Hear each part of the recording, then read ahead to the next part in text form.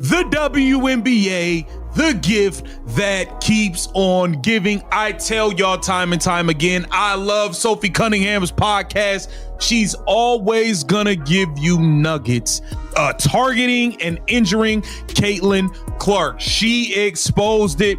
We already know Cathy Engelbert has the brain cell of a peanut. We already know Cathy Engelbert has air floating between her ears, and she has been negligent toward these piss poor refs. And this is part of the reason why there's about to be a WNBA. Rico! This moment could change the conversation around the WNBA. Sophie Cunningham has become one of the league's most outspoken personalities, and now a new controversy involving Caitlin Clark, golf, officiating, and player freedom is taking over social media. According to reports and online commentary, the story centers around Caitlin Clark's growing presence outside basketball and the reaction from fans who believe the WNBA hasn't always done enough to protect its biggest stars. For months, fans and analysts have debated the physicality Clark faces on the court, questioning whether officials are consistent when she takes hard contact. Upside the head with a sledgehammer. You can slap somebody upside the head with the steel chair. You can slam someone through a table like it's a WWE tables, ladders, and chairs match. Shout out to the Dudley boys. You can do all of these things in the WNBA rulebook, and it's not considered a foul. Cathy Engelbert has not taken the time to update the rulebook. That physical defense when is simply part of professional basketball. The conversation became even bigger when Clark's name became connected to professional golf, creating an opportunity for her to reach an entirely different audience. Standing alongside her were familiar faces Sophie Cunningham and Lexie Hull, and fans immediately reacted to seeing the trio together outside basketball. However, online speculation quickly followed, with some commentators claiming there was tension surrounding WNBA obligations and outside events. Importantly, there is no verified evidence that WNBA Commissioner Cathy Engelbert personally threatened or attempted to prevent Cunningham from attending a golf event, so viewers should separate confirmed facts from speculation. What is clear is that Caitlin Clark's popularity creates opportunities far beyond basketball. When she appears at a golf event, cameras follow, fans pay attention. The LPGA did literally everything correct. They capitalized on the moment. They found a way to put it on television. They allowed people to be there. Caitlin was signing autographs. They put their best golfer in the tour, league, whatever it's called. They put her with Caitlin because they knew that she would get more eyeballs doing it. They propped up all of their golfers in one event. And you would be crazy to think that they're not going to have another event and invite Caitlin to it. They're going to invite Caitlin to as many events as they possibly can because they saw what it just did for the sport of golf. And I just don't understand. You didn't protect us when social media explodes and sponsors take notice.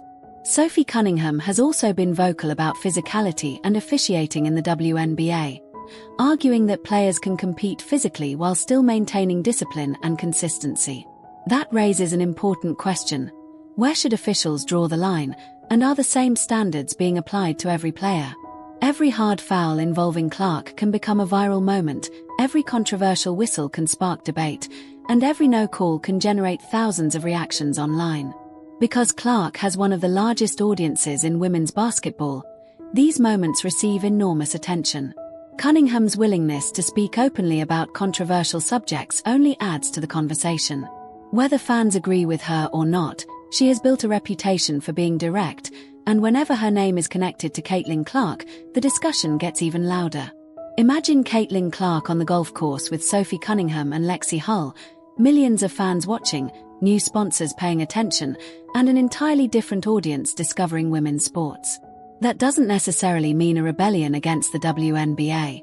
It could simply represent the evolution of modern sports, where athletes build personal brands, participate in different events, collaborate across sports, and connect directly with fans.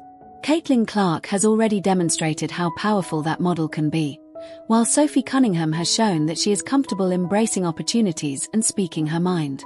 At the same time, fans should be careful with viral claims because there is a major difference between a real interview and an invented quote, confirmed league policy and internet speculation, or criticism of officiating and serious accusations that require evidence. One thing, however, is undeniable. Caitlin Clark has become a massive attraction across the sports world, and whenever she steps into another sport, the attention follows. Golf gets new viewers, athletes receive more exposure, sponsors gain opportunities, and women's sports benefit from the crossover. Perhaps the biggest question isn't whether Caitlin Clark is leaving basketball behind, but whether women's sports are entering an era where athletes can become stars across multiple platforms. Sophie Cunningham seems ready for that future. Lexie Hull appears to be part of the same circle, and Caitlin Clark is already dialed in a little bit. I think we should stay physical, but I think that the rest kind of need to be more disciplined from the beginning of the game and be more consistent, if that makes sense. So I don't know if that answers your question, but there's a lot of thoughts surrounding our physicality, the refs, how the game should be called in the regular season versus playoffs. Well, the thing is, I understand that physicality goes up in the playoffs. That happens in the NBA as well. But the WNBA regular season looks like prison. It looks like you guys are outside on the yard. And we kept hearing freedom of movement. We kept hearing we want a free-flowing game. Meanwhile, there's people getting beat to living hell, but you have other people like Asia Wilson who can shoot 17, 18, 19 free throws in a single game and shoot more free throws. Sophie looked straight into the WNBA may remain the center of their basketball careers, but their influence clearly extends far beyond one league. Now I want to hear from you.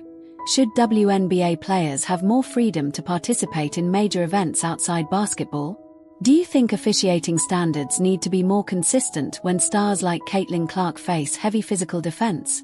And would you watch more golf if Caitlin Clark, Sophie Cunningham, and Lexie Hull were involved? Drop your opinion below, and if you enjoyed this breakdown, hit like, subscribe to Sofa Zone Shorts, and turn on notifications for more WNBA news, controversies, player updates, and viral basketball stories. And remember, don't believe every viral claim you see online. Check the facts, follow the evidence, and make your own decisions.